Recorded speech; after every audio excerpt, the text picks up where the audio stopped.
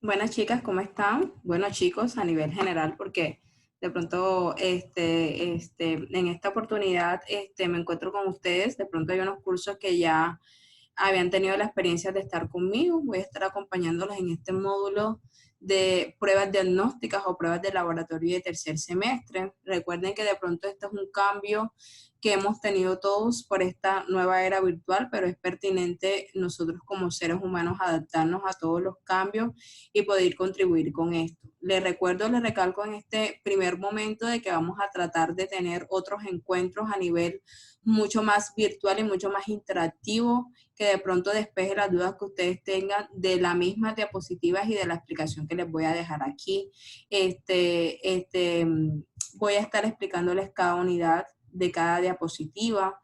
Les vuelvo y les repito, vamos a tener la oportunidad de pronto de encontrarnos a nivel interactivo para poder de pronto disipar todos aquellos que tengan pendientes.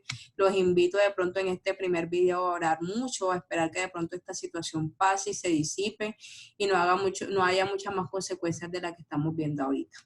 Entonces, en este acuérdense que ya ustedes habían dado un módulo previo que fue Administración de Medicamentos 1 y Administración de Medicamentos 2.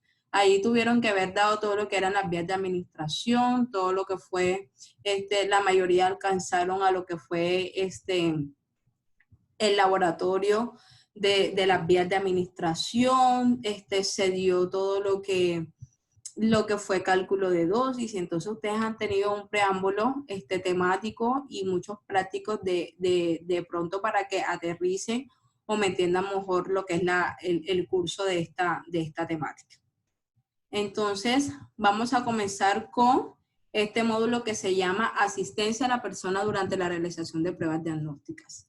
Como temática de este contenido de la clase o temática de este módulo, vamos a tener estudios de diagnóstico por patrón funcional, medios de contraste, que es un medio de contraste, y los cuidados de enfermería antes y durante y después de los estudios diagnósticos, y de pronto vamos a ver muy por encima lo que son principios de anatomía y fisiología del cuerpo humano, de pronto para que ustedes recuerden un poquito lo que son las estructuras.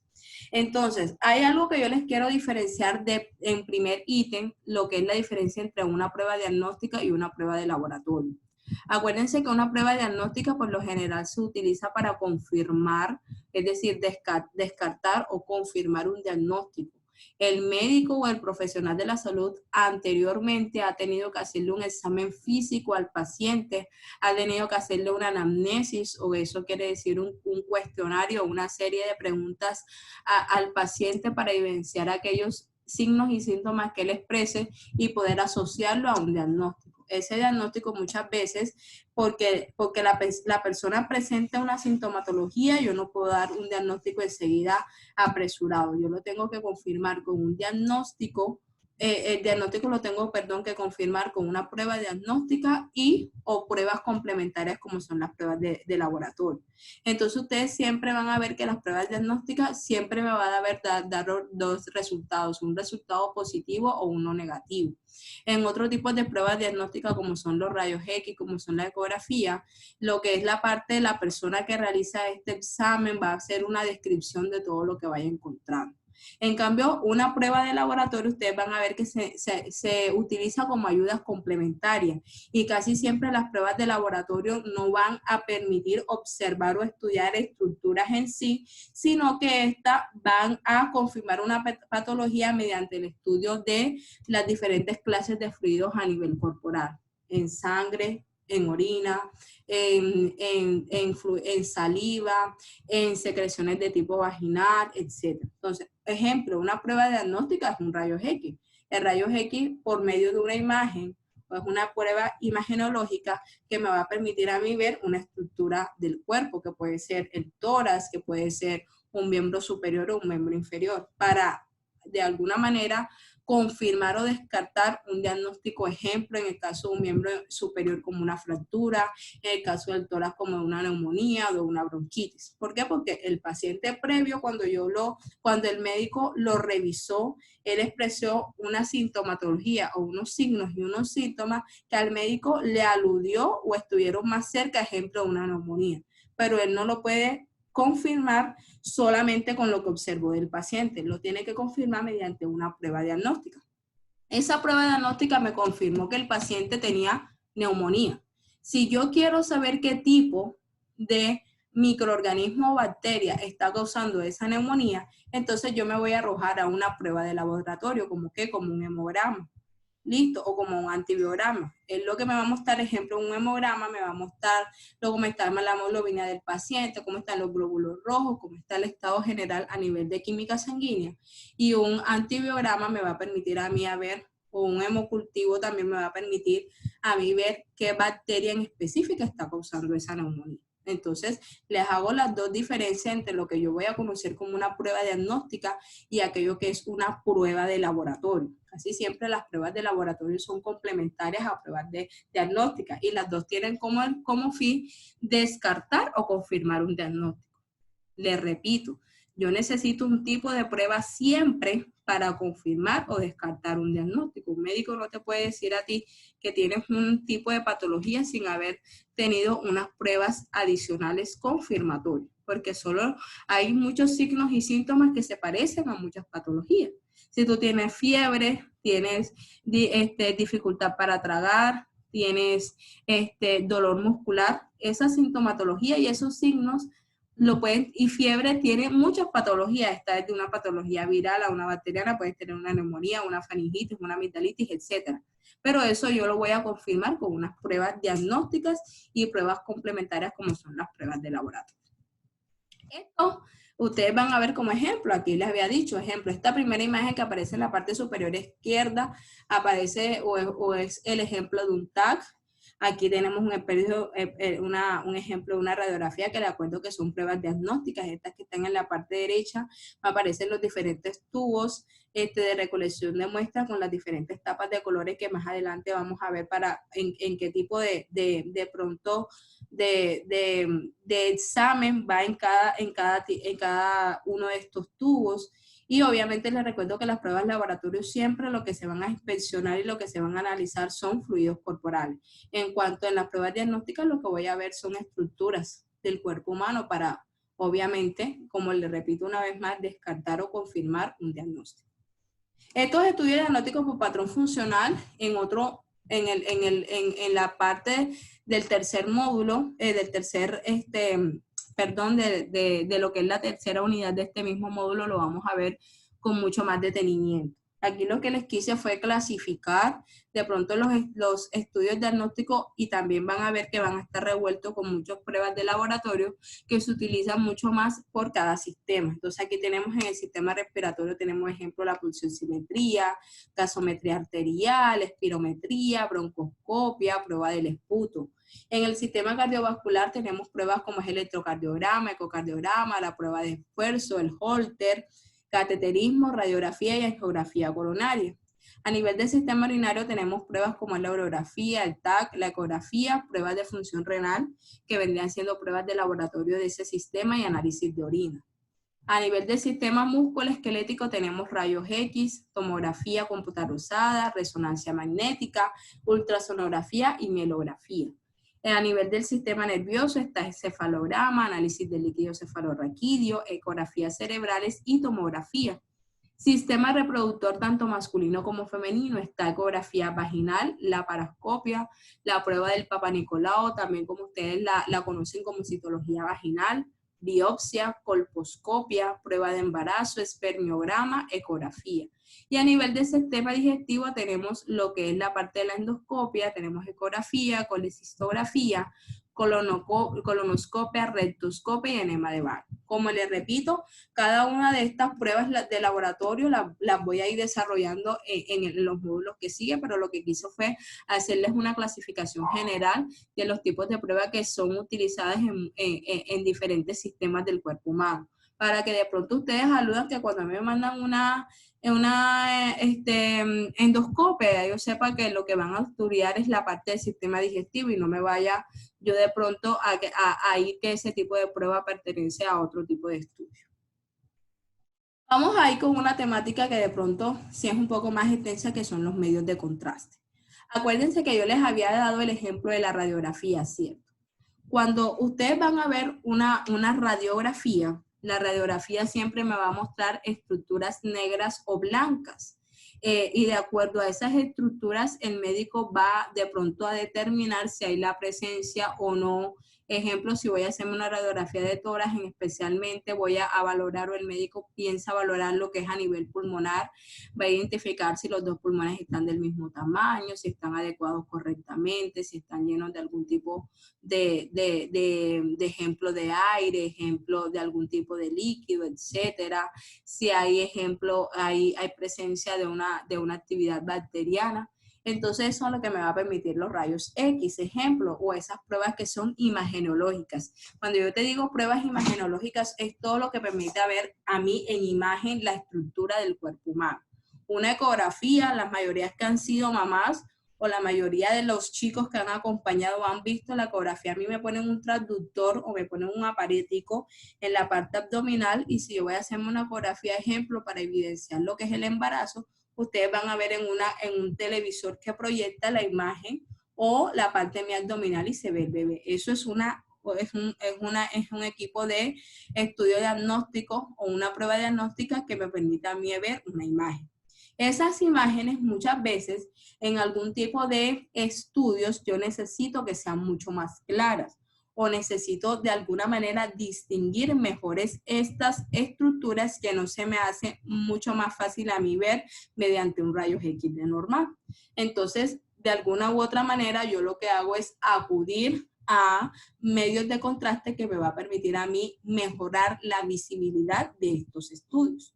Entonces, como dice la diapositiva, los materiales de contraste, llamados agentes de contraste o medios de contraste, son usados para mejorar fotografías al interior del cuerpo humano, producidas ¿por qué? Por rayos X, tomografía axial computarizada o TAC o resonancia magnética. En esos tipos de 3 estudios muchas veces se hacen con medios de contraste o sin medios de contraste. ¿Cuándo lo hacen con medios de contraste? Cuando se quiere mejorar la visibilidad o que las estructuras se puedan observar más detenidamente y con más, de pronto, separación de diferentes estructuras que al profesional de la salud le permite dar un diagnóstico mucho más claro. A menudo los materiales de contraste permiten al radiólogo distinguir las condiciones normales y anormales. Miren que en estas 2 imágenes que aparecen abajo, ustedes van a observar en su diapositiva que pareciera que tuvieran luminosidad, ¿cierto? Que pareciera de que hubieran unas estructuras que estuvieran brillando. Ejemplo, en la primera estructura, ustedes de pronto no son médicos ni radiólogos, pero me dicen, profe, ahí lo que yo de pronto distingo es el colon o el intestino grueso, ¿cierto? En una radiografía, en una ecografía normal, esto o ese colon se vería todo negro o blancuzco, depende si tuviera algo. En cambio, miran que cuando yo aplico un medio de contraste parece que brillara, o se puede de alguna u otra manera distinguir mejor en las estructuras. Así que si una persona tiene una normalidad o está normal, se va a ver mucho mejor. O si hay estructuras o de pronto hallazgos anormales dentro de esto, el medio de contraste me va a permitir observarlo mejor. Miren que en la parte derecha está que se observan muy bien los riñones, ¿verdad? Los riñones parecieran que los hubieran resaltado, que tuvieran luminosidad.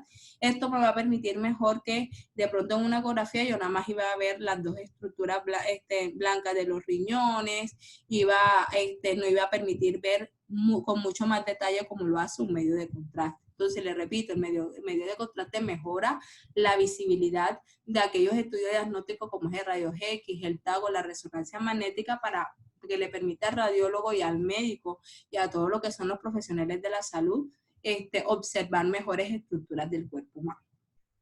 Ustedes van a ver que los materiales de contraste lo pueden dar, son de pronto unas sustancias que vienen en diferentes presentaciones y que se le pueden dar al paciente en diferentes presentaciones. Pueden ser tragados tomados por la boca, es decir, pueden ser tomados en forma de cápsula o pueden ser dados en una presentación líquida, pueden ser administrados por un enema.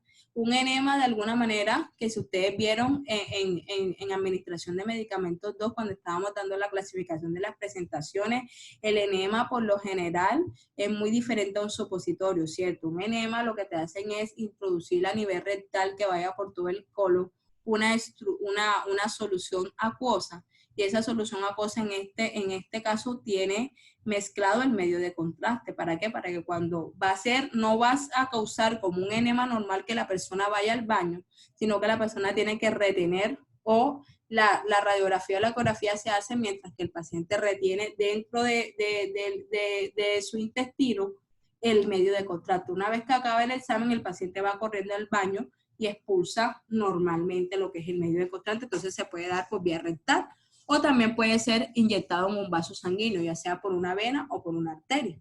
Ustedes van a ver que luego de que el material de contraste se introduce al paciente por las diferentes vías de administración, es absorbido por el cuerpo y eliminado. ¿Cuáles son las principales vías de eliminación? La vía renal.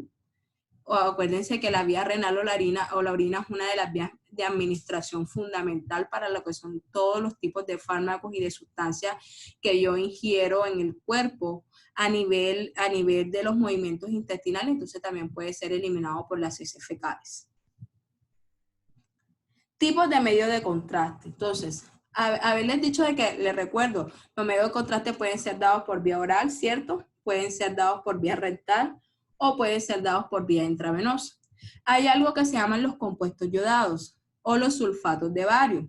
Son usados en los exámenes por imágenes de rayos X y en tomografía computarizada.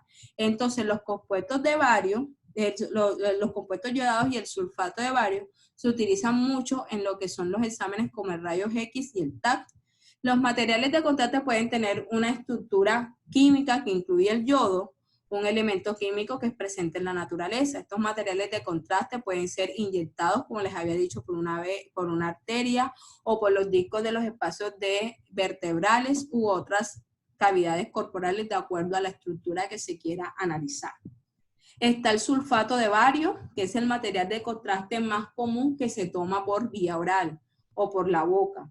También se utiliza por la vía rectal, que no lo llamamos sulfato de bario, sino enema de bario. ¿Listo? Porque ya de alguna manera también se hace una infusión líquida, pero se introduce en el cuerpo en forma de enema. Entonces, acuérdense que el sulfato de bario casi siempre se administra por vía oral y también se puede administrar por vía rectal en forma de un enema. Y ustedes van a ver que vienen diferentes presentaciones como en polvo que se puede mezclar con agua a la hora de administrarlo. Es decir, el paciente, ejemplo, se lo puede tomar mezclado con agua o lo mezclo con agua para colocarle el enema por vía rectal o puede venir ya mezclado en presentación líquida o como tabletas. El gadolinio es uno de los medios de contraste que se pone por vía venosa o arterial. El componente clave en estos materiales de contraste usados más a menudo en los exámenes como la resonancia magnética. Cuando esta sustancia está presente en el cuerpo, altera las propiedades magnéticas de las moléculas de agua cercanas, aumentando la calidad de la resonancia magnética. Entonces, acuérdense que el sulfato de bario es un compuesto yodado que se utiliza mucho cuando se va a hacer rayos X y TAC, o que es lo mismo que tomografía axial computarizada. El sulfato de bario se puede dar por vía oral y se puede dar por vía rectal. Viene en presentaciones en polvo, viene líquido o viene en tabletas o en pastillas. El gadolinio, por lo general, como les había dicho, se introduce o se administra en el cuerpo humano por vía intravenosa. Y se utiliza en tipo de exámenes como son la resonancia magnética. La solución salina, agua salada o gas, o también se puede utilizar el aire, también son usados como materiales de contraste en los exámenes por imagen. Se han administrado burbujas y esferas microscópicas para exámenes por imágenes de ultrasonido, especialmente en exámenes del corazón. Entonces, muchas veces se utiliza la solución salina o se introduce aire en lo que son las diferentes arterias. Son micromoléculas de aire. Acuérdense que si yo le introduzco en una vena o una arteria grandes cantidades de aire, a una persona incluso puede causarle taponamiento cardíaco y la muerte, pero se le introduce cantidades microscópicas de aire que permiten la observación mejor de lo que es la visibilidad de estructuras como el corazón. ¿Cuáles son los exámenes por imágenes que usan materiales de contraste? Como les había dicho, estamos hablando de rayos X, del TAC y de resonancia magnética. Entonces, los materiales de contraste utilizados por vía oral mejoran las imágenes de rayos X y del tracto gastrointestinal. Entonces incluye estructuras como faringe, esófago, estómago, intestino delgado, intestino grueso y colon. Esto, ejemplo, si a mí me van a hacer un examen o a mí me van a hacer un rayos X del colon, a mí obviamente el medio de contraste ideal es un medio de contraste que a mí me lo pongan por un enema. Se hace mucho más difícil si a mí me lo dan oral, porque por el proceso de digestión se va a demorar mucho en llegar ese medio de contraste hasta allá. Igual, si a mí lo que me van a hacer es a observar estructuras como el estómago, no me van a poner un enema, me van a mandar un medio de contraste oral que se va a demorar mucho menos en llegar a estructuras como la cavidad abdominal.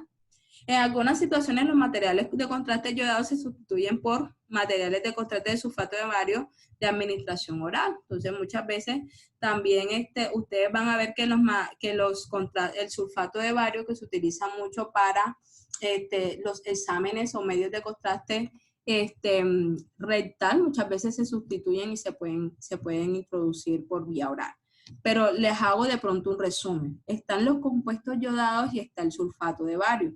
Casi siempre los compuestos yodados y los sulfatos de bario se utilizan para los exámenes que tengan que ver con la parte del sistema digestivo, para mejorar los rayos X y el TAC que se hagan a nivel gastrointestinal, que incluyen estructuras como la faringe, el esófago, el estómago, el intestino delgado, el intestino grueso. De acuerdo al análisis que se quiera realizar, yo voy a darle un sulfato yodado a la persona por vía oral en forma de líquido, de pastillas o de tabletas, o voy a colocarle un enema de bario, de sulfato de bario a la persona si yo quiero inspeccionar estructuras como el intestino delgado o el intestino grueso. Si ven en la imagen inferior, miren que permite una mejor visibilidad de estructuras como el colon o el intestino grueso. Materiales de contraste rectales. Los materiales de contraste como el sulfato de bario, que ya se los había repetido anteriormente, que se coloca o se administra en forma de enema, pero son usados para imágenes o para mejorar imágenes como el rayos X y TAC en todo lo que es el tracto gastrointestinal inferior, que incluye colon, recto, y que el colon, acuérdense que es lo mismo que el intestino grueso. En algunas situaciones los materiales de contraste yodado se sustituyen por el sulfato de bario. Miren que este es el equipo de un enema, está una bolsa, de alguna manera me permite a mí tener especie de una conexión con esta bolsa.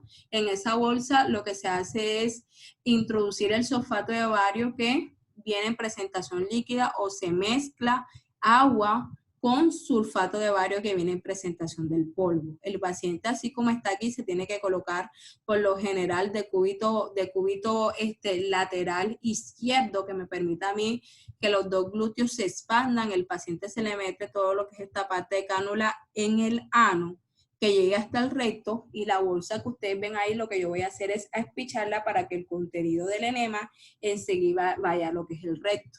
El paciente inmediatamente eso se lo aplico en la misma sala de rayos X. Entonces el radiólogo toma el rayos X o meten al paciente en el TAC, y yo le voy a decir al paciente que aguante los dos glúteos, porque él va a tener una sensación de vaciamiento o va a tener la sensación de ir al baño inmediatamente. La imagenología se le hace rápido y el paciente enseguida ustedes van a tener un pato a la mano, porque el paciente va obviamente a salir lo que son los residuos del sulfato de bario que yo apliqué por el enema. Parte del sulfato de bario se absorbe a nivel del colon y una pequeña cantidad puede ser que el paciente lo elimine. Acuérdense que si yo le voy a colocar este medio de contraste como es el sulfato de bario, lo que tengo que indicar es que el paciente previamente se le debe de haber colocado ya sea un enema o se le debe de haber dado laxantes el día anterior para que todo el colon se encuentre vacío. ¿Por qué? Porque si la persona no se ha hecho de pronto este procedimiento, cuando le vayan a hacer los rayos X, no va a permitir una mejor visibilidad porque se va a observar en el colon materia fecal y eso es lo que yo no quiero.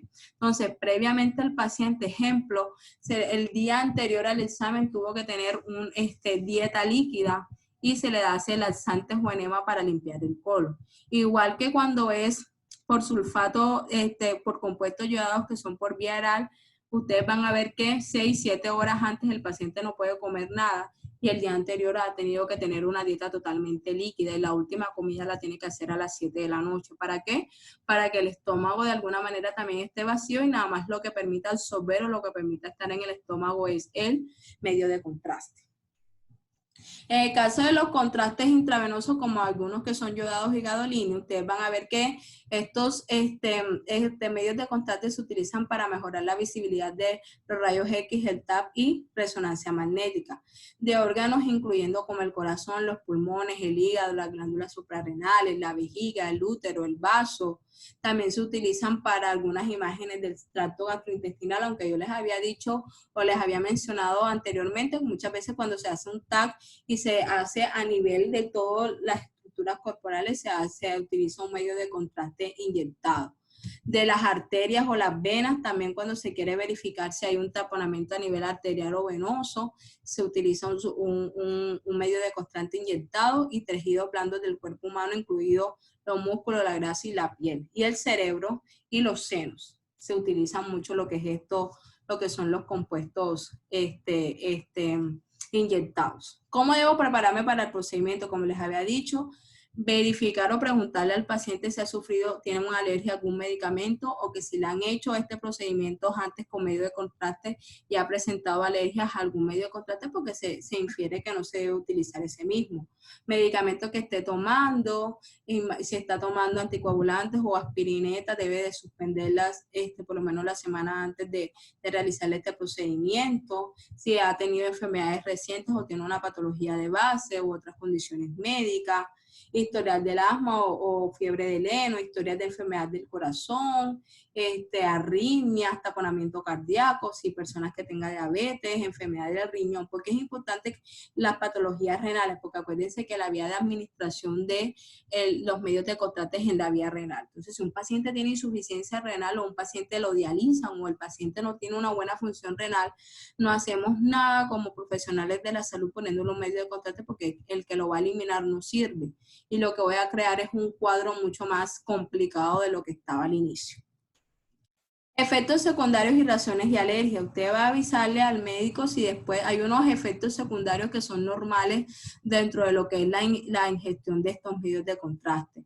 Pero ustedes van a ver que muchas veces, y mucho más los que se dan por vía oral o rectal, el paciente va a tener, ejemplo, cambio en la coloración de la orina. Muchas veces cuando se da sulfato de bario, las heces fecales, por lo menos durante los primeros 3 días, cambian de coloración, se vuelven mucho más blancas o grises. Entonces tiene que decirle al paciente que esté preparado por eso, para que no se le vaya a regresar al día siguiente por si defeca y ve las heces fecales de otro color, se vaya a asustar.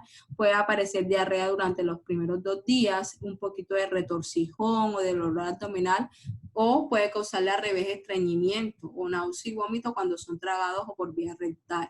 Y también muchas veces cuando se da por vía intravenosa. Eso ocurre como unas reacciones o unos efectos adversos normales, pero si estos efectos no desaparecen, es decir, ha pasado la primera semana y ya viene la segunda y el paciente sigue teniendo un color que no es el adecuado de las heces fecales, tiene retorcijones, dolor de estómago, sigue con vómitos, sí, inmediatamente tiene que avisar al médico. Y otros signos que me van a mí de alarmar sobre una alergia o que son mucho más graves, como la urticaria o el paciente que tenga picazón, que tenga la piel enrojecida, hinchazón de la garganta, dificultad para respirar, la piel azulada, taquicardia, confusión, agitación. Esos son signos de una alergia que se tuvo a los medios de contraste. Entonces se tiene que ir enseguida al departamento de emergencias.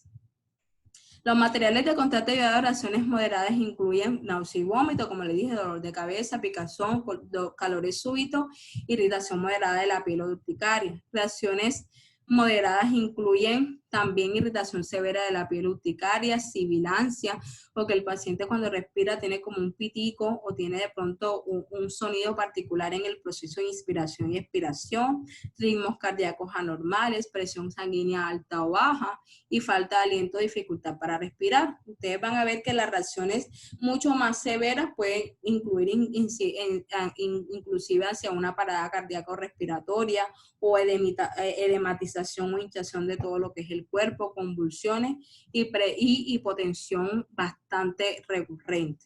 En materiales como el gadolinio, ustedes van a ver que muy pocos los pacientes van a presentar reacciones adversas o alérgicas a este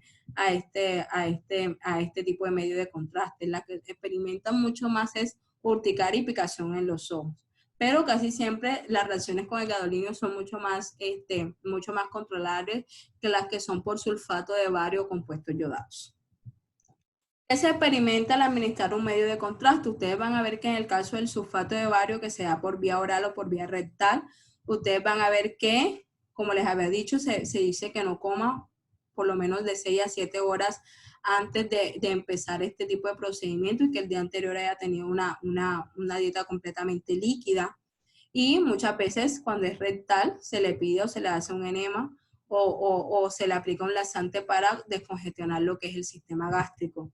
Si usted traga el material, obviamente puede experimentar un sabor metálico o puede saborear de pronto ese medio de contraste que no es agradable el sabor, pero es muy fácil de tolerar. En los enemas dados, en los medios de contraste dados por enema, ustedes van a ver que el paciente va a tener una sensación de plenitud abdominal o la necesidad de expeler el líquido, es decir, va a tener una necesidad recurrente de ir al baño. Pero esta pequeña incomodidad no va a durar mucho, va a durar mediante que ocurre el transcurso en que le toman lo que es la imagenología al paciente inmediatamente, como les dije, por eso es que hay que tener un pato cerca para que el paciente pueda expulsar. Ustedes van a ver que después es hiperativo que ustedes le sugieran al paciente después de que el paciente salga del centro hospitalario del área como cuidado de enfermería después de estos medios de contraste que ingiera mucho líquido, porque yo les había dicho que los medios de contraste, una de las vías de eliminación principal es la urinaria, así que entre más orine, obviamente eso va a incentivar lo que es la micción o la orina y eso le va a ayudar a eliminar mejor o más rápido lo que es el medio de contraste. Los materiales de contraste, ustedes van a ver que también son expedidos por los movimientos intestinales, entonces ustedes van a ver que los pacientes pueden tener cambios a nivel intestinal durante las primeras 12 a 24 horas. ¿Qué cambios intestinal? Que puede tener diarrea, cambio en la coloración de las heces o al contrario puede padecer de estreñimiento. Materiales de contraste yodado. Ustedes van a ver que cuando son inyectados por la sangre, el paciente va a tener una sensación de calor súbito cuando el medicamento esté entrando por la boca y también va a presentar o va a tener la sensación de un sabor metálico en esta. Le repito, no está siendo administrada por vía oral, sino por vía intravenosa, pero el paciente le tienen que decir antes de que ustedes estén administrando este contraste que es normal que sienta calor, que se va a asustar de pronto cuando ustedes estén administrando el medicamento y él va a sentir un calor súbito en la vena y va a sentir plenamente el transcurrir de este medio de contraste. La aguja le puede causar incomodidad, el paciente lo tienen que canalizar, le tienes que hacer el procedimiento normal para la administración de lo que es este medio de contraste.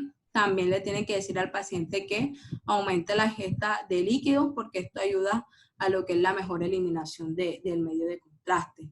El gadolinio va a tener una sensación contraria a lo que es el compuesto yodado, que cuando es administrado por vía intravenosa, el paciente en vez de tener un calor súbito va a sentir frío en el sitio de la inyección por 1 o 2 minutos, entonces también le tengo que decir eso al paciente anteriormente. Igual también tienen que hacer el proceso normal de la administración de un medicamento, canalizarlo, tener lo que son las técnicas asépticas, los elementos de bioseguridad puesto totalmente como el gorro, el tapabocas, los guantes, la bata, y que podía experimentar algunos moretones o algunos edemas en la removida de lo que es el catéter de inserción. Entonces acuérdense que el gadolinio causa un frío súbito cuando es administrado, en cambio los compuestos yodados van a tener un calor súbito.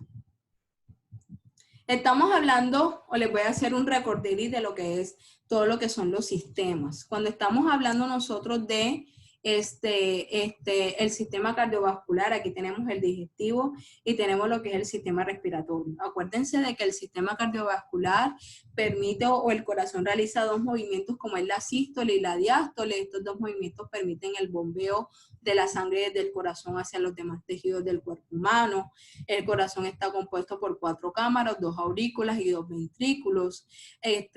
Dentro del corazón hay algo que se llama circulación menor y circulación mayor. La circulación menor es todo lo que el proceso que ocurre cuando la sangre llega desoxigenada o una sangre venosa al corazón, pasa hacia los pulmones, especialmente los alveolos, a lo que es el proceso de oxigenación, regresa a lo que es la parte izquierda del corazón, en la aurícula, el ventrículo izquierdo ya oxigenada, y se reparte por la aorta a las diferentes estructuras de este cuerpo. Este proceso es cíclico, es decir, se repite todo el tiempo en una cadena funcionante para permitir dejar oxígeno y otras sustancias en los diferentes tejidos y células del organismo, y las venas me recogen toda esa sangre con los desechos y desoxigenada para volver a oxigenarse en los pulmones, en especial en los alveolos. Acuérdense que arterias, sangre oxigenada, y venas, sangre desoxigenada.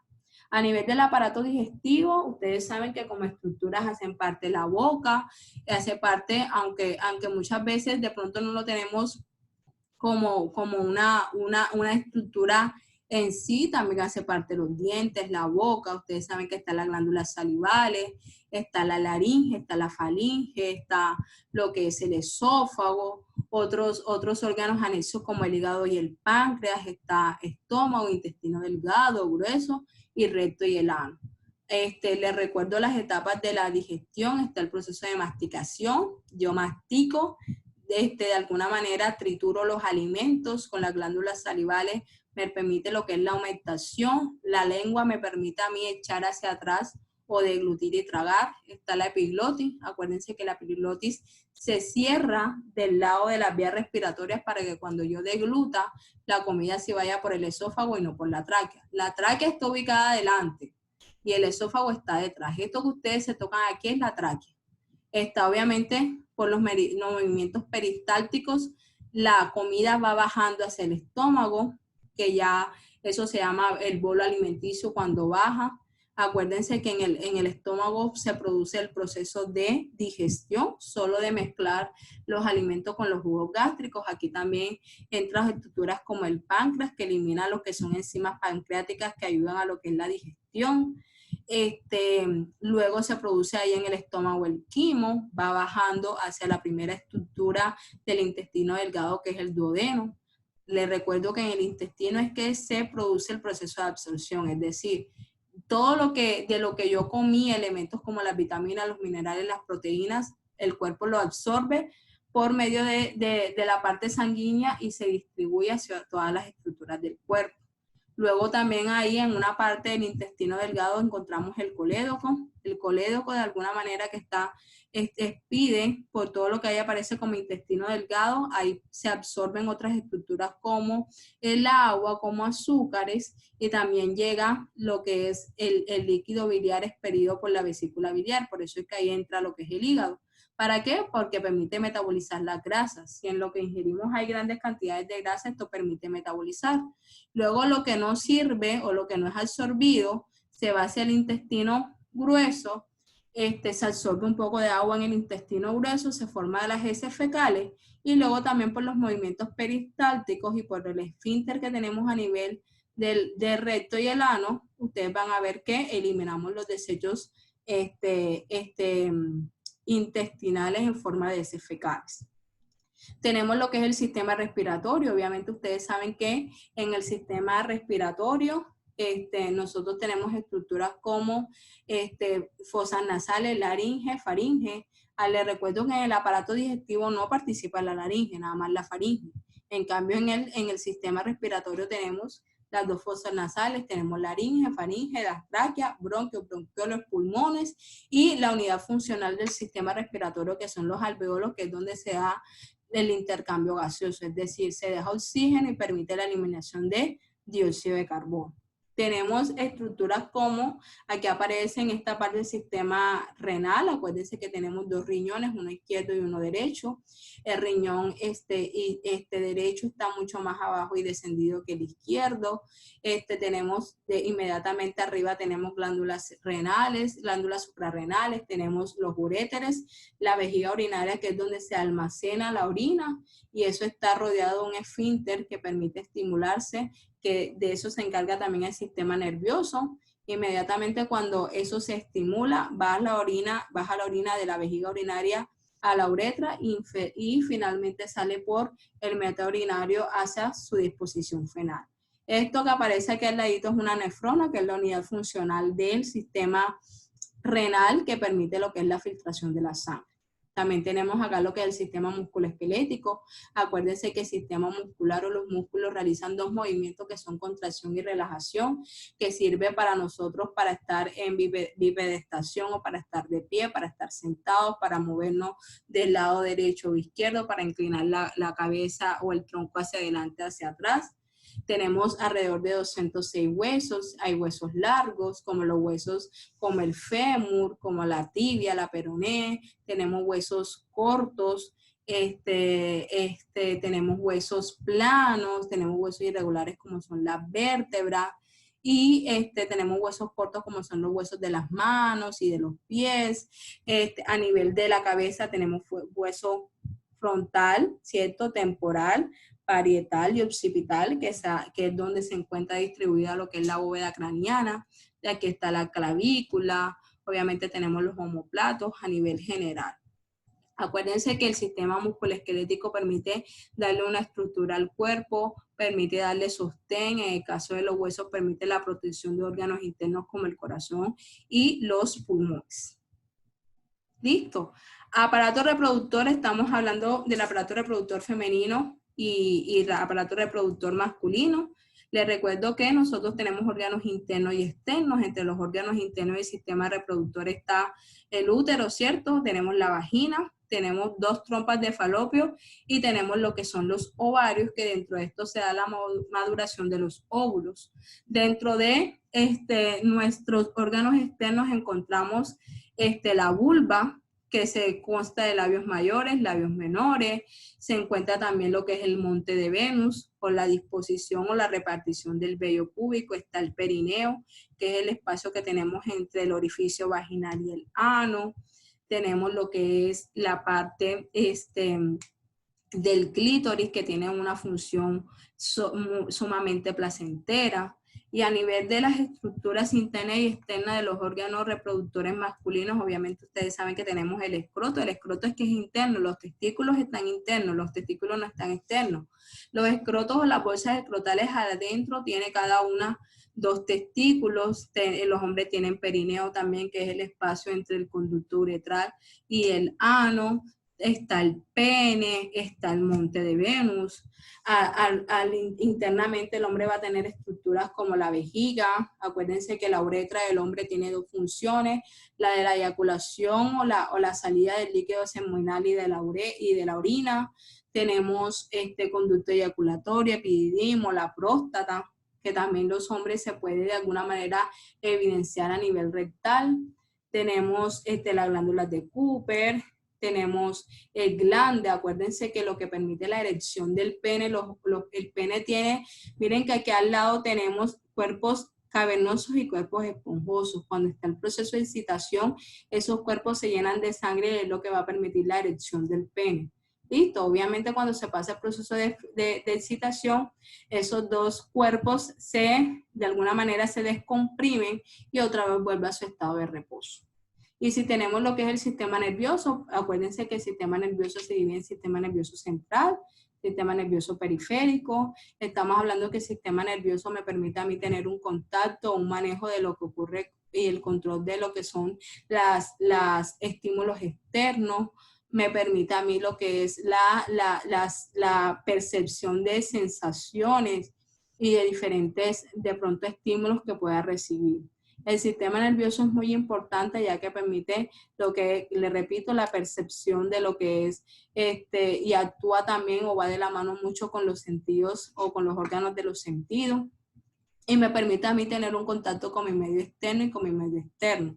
¿Por qué realizamos de pronto esta introducción de todos los sistemas? Porque acuérdense que vamos a ver las pruebas diagnósticas y cada tipo de prueba diagnóstica va a ir aludida a un sistema en especial y va a permitir ver qué es normal o anormal. Acuérdense que no hablamos mucho de normal porque de pronto lo normal para mí como estructura del cuerpo humano no es para ti. Todos tenemos brazos, ¿cierto? Pero dentro de la normalidad de los brazos hay de diferentes tamaños, de diferentes contexturas. Entonces mi brazo para mí normal no es lo mismo el brazo normal de la persona que está al frente. Pero una prueba diagnóstica o una prueba de laboratorio me permite ver o clasificar eso entre normalidad y anormalidad. ¿Listo? Entonces, como esta primera estructura o esta primera clase que hemos visto, les recuerdo que de pronto les hablé un poquito acerca de lo que son las pruebas diagnósticas y la diferencia con las pruebas de laboratorio y todo lo que era los medios de contraste y de pronto un recorderis a nivel de los sistemas en general. Acuérdense que vamos a tener otros encuentros en los cuales vamos a poder disipar todas las dudas que se les haya presentado de este primer módulo. Bueno, espero que tengan un buen día y podamos encontrar en nuestra próxima clase.